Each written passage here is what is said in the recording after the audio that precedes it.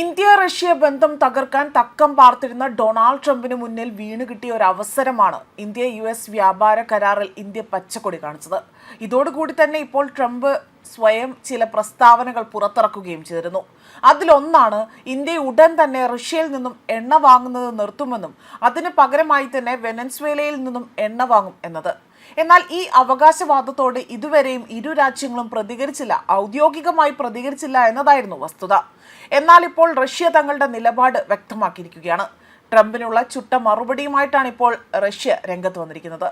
ആഗോളതലത്തിൽ തന്നെ India US വ്യാപാര കരാർ ചർച്ചയാകുന്ന സാഹചര്യത്തിലാണ് ഈ ഒരു പ്രതികരണം ഉണ്ടായിരിക്കുന്നതും.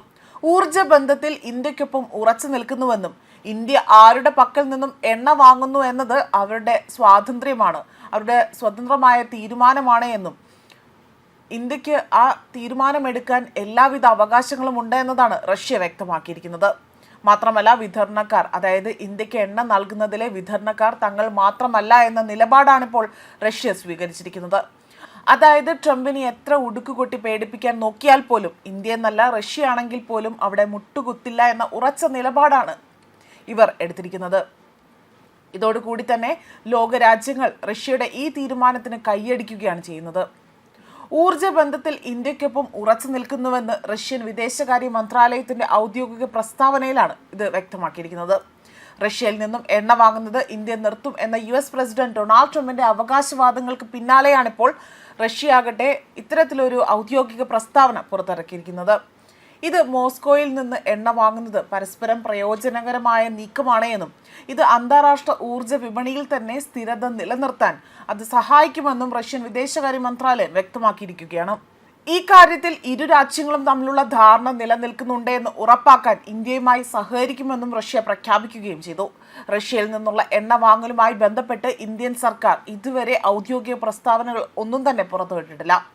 ഇന്ത്യ US വ്യാപാര കരാർ അന്തിമമായി എന്ന ട്രംപിന്റെ പ്രഖ്യാപനത്തിന് പിന്നാലെ തന്നെ ഇന്ത്യയുടെ മേലുള്ള തീരുവ കുറച്ചതിന് പ്രധാനമന്ത്രി നരേന്ദ്രമോദി ട്രംപിന് നന്ദി അറിയിക്കുകയും ചെയ്തിരുന്നു.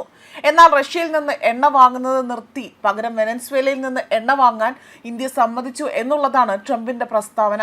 എന്നാൽ ഇതുവരെ ഇതിനോടായി തന്നെ ഇന്ത്യ പ്രതികരിച്ചിട്ടില്ല എന്നതാണ് വാസ്തവം. അതേസമയം റഷ്യൻ എണ്ണ വാങ്ങുന്നത് നിർത്തി പകരം US-ൽ നിന്ന് വാങ്ങും എന്നതായിരുന്നു പ്രധാനമന്ത്രി നരേന്ദ്രമോദി സമ്മതിച്ചതായി തന്നെ ട്രംപിന്റെ അവകാശവാദം. ഇതിനെക്കുറിച്ച് ഈ ഒരു ചോദ്യങ്ങൾക്ക് മറുപടി എന്ന വിധത്തിൽ തന്നെ അതുപോലെ തന്നെ US-ലെ ഒരു വക്താവ് ചില പ്രതികരണങ്ങൾ നടത്തിയിരുന്നു.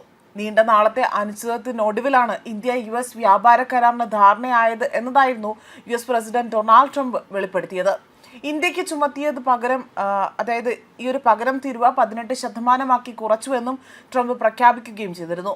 25% പകരം തീരുവയ്ക്ക് പുറമെ തന്നെ റഷ്യൻ എണ്ണ വാങ്ങുന്നതിന് US ചുമത്തിയ 25% അധിക തീരുവയും അത് ചേർത്ത് ആകെ 50% തീരുവയായിരുന്നു ഇന്ത്യക്ക് മേൽ ആദ്യം, അതായത് ഓഗസ്റ്റ് മാസത്തിൽ ചുമത്തിയത്.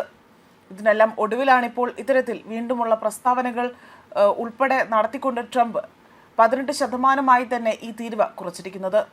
ന്യൂസ് ഡെസ്ക് കർമ്മ ന്യൂസ്.